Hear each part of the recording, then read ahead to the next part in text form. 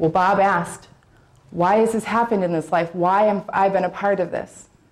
And now he says he knows why, because he can help make sure that that never happens to another person. He can help say no. The United Methodist Church is joining together to say no. Now, many of you know that for the last 3 years, we've been involved in Nothing But Nets, which is a fantastic mission. It's a wonderful program that has sent insecticide-treated bed nets to Africa, and those insecticide-treated bed nets can last 3 to 5 years and help to prevent the transmission of that parasite because it kills the mosquitoes. We've done a wonderful job with this, but we've really reached what we can accomplish with just sending bed nets. We know that we need to do more. But thanks to programs like Nothing But Nets and recent attention to malaria and diseases of poverty by the United Methodist Church, the Bill and Melinda Gates Foundation, celebrities and world leaders, we're finally at a moment where we can say with confidence that we want to end deaths caused by malaria by 2015.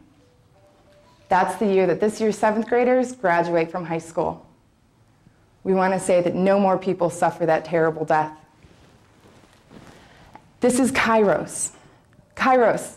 It means that when time was right, when time was mature, God sent his only son to come live with us, to experience our pain, to heal. And more than any other miracle in the Bible, he healed.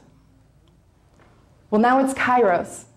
This is our opportunity to end malaria, to go to that next level and say, not another person is going to die from this disease.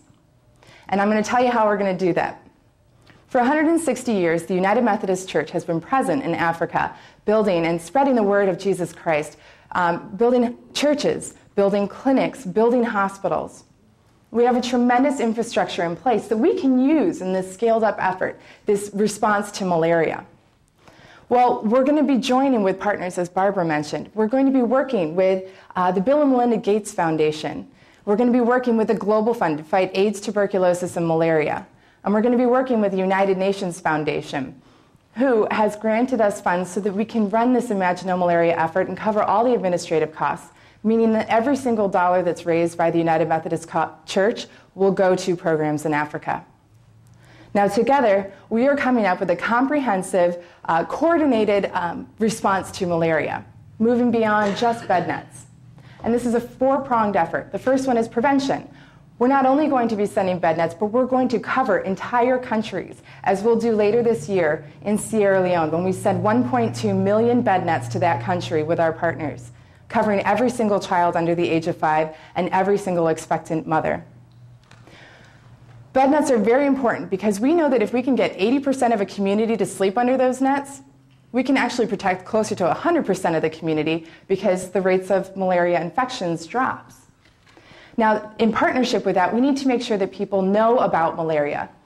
There are languages in many parts of Africa, in particular in Zimbabwe, where they don't even have a word for malaria. So we need to start with basic education. This is not a curse from your ancestors. This is not from eating too much palm oil. It's caused by a bite from a mosquito. We need to help them understand that using those bed nets properly is far more effective than trying to cover your livestock or use it as a fishing net or use it as a wedding dress. You need to use this properly and save your children so that they can become productive members of society. We have networks of community health workers as the United Methodist Church. They are often United Methodist volunteers. And they go out to their local communities and they spread information about malaria and other diseases and how those communities can help prevent them. So we're using that network as well. But in addition to that, we know we need communication because without regular inspirational messaging about why those nets are important, as many as 1 in 2 people will not use their bed net properly. So we're building community-based radio stations. And we just had one go live on Christmas Eve this year in Côte d'Ivoire, or the Ivory Coast.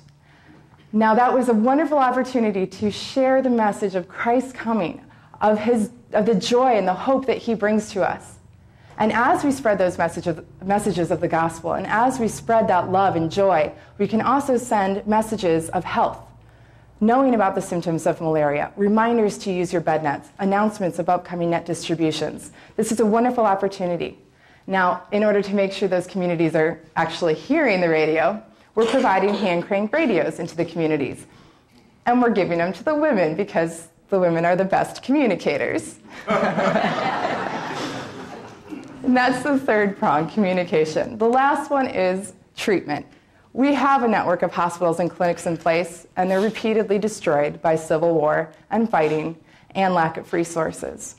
In many places, we literally airdrop our resources to our clinics because they're so far remote and they're reaching the areas that the government of that country isn't always getting to. So we need to make sure they have the proper equipment that they need, they have enough medication, and that they can treat malaria when a patient arrives at their doors. So those 4 prongs, that's our plan. And we know that it's an effective plan because we've seen the results. Using a similar plan, countries like Rwanda, Eritrea, and the island of Zanzibar have seen successes that are outstanding. Reductions in the rate of malaria by over 60% in some areas. In addition to that, there's actually a vaccine that is in its stage 3 testing, which basically means it's in the human testing portion on the continent of Africa. Now, if that makes it through the last stage of testing, that vaccine could be on the market by 2012, which again makes our goal of 2015, ending deaths by that year, it makes it a reality. This is Kairos. This is our opportunity to say no, to say no more. All right, interaction one more time. Everyone raise your hand if you remember when the smallpox vaccine first came out and you or your kids had the shots. Yeah, most of the room, a fair number. Okay, raise your hands if you remember the people lined up to get a sugar cube with a polio vaccine on it. Okay, even more of the room right there. Okay. I didn't.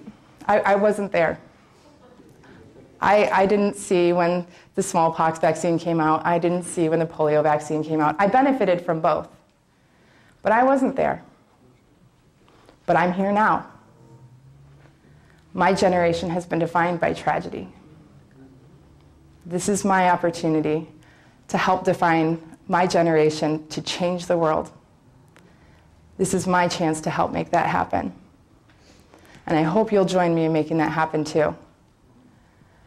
Imagine No Malaria is something that you can bring back to your church. Many of your pastors have heard about it and are finding ways that they can get involved. If you have an interest in helping this ministry, go home and share that with your pastor.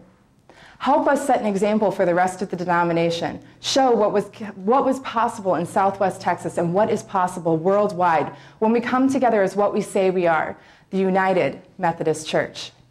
We have a connection, and when we put it into action, we can accomplish incredible things. You can also consider how many lives you can save. For the cost of about a cup of coffee a week, you can literally save 100 children from suffering a terrible death. A pledge of just $28 a month over the next 3 years would save 100 lives. Consider that. Go home, share this message with your friends, share this message with your community, figure out ways that you and your church can help us to make this ministry a reality. And I want to finish with a rough scripture. I'm not a preacher. Ephesians 3 shares with us that God can do more than all we ask or imagine. Well, I'm imagining a world with no malaria. And as we work together, through God's grace, we can make that a reality. Thank you. Thank you.